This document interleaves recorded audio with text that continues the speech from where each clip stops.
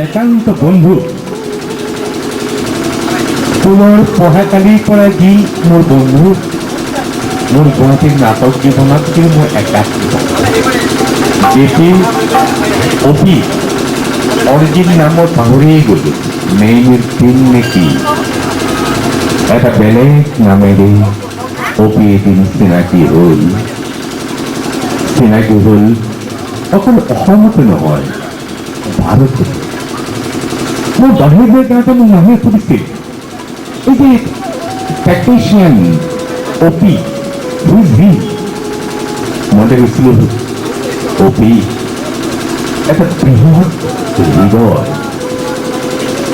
তার বন্ধুর ঠিক নাই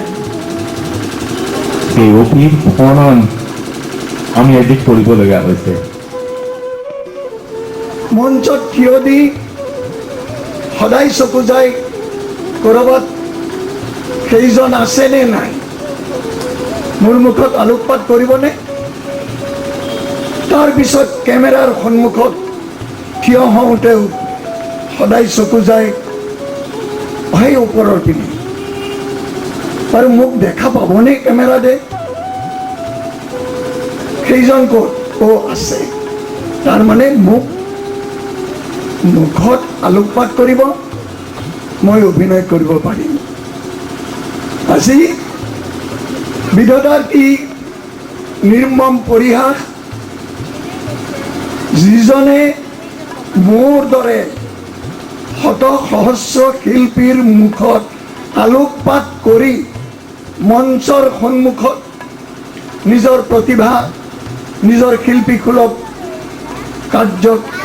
দেখুৱাবৰ সুযোগ পাইছিল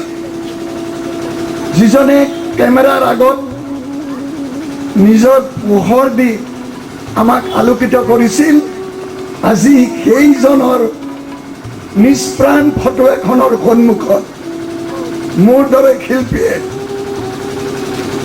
মই আলোকিত কৰিব লগা হৈছে চাকি জ্বলাই তেওঁৰ মুখখন মই পোহৰাব লগা হৈছে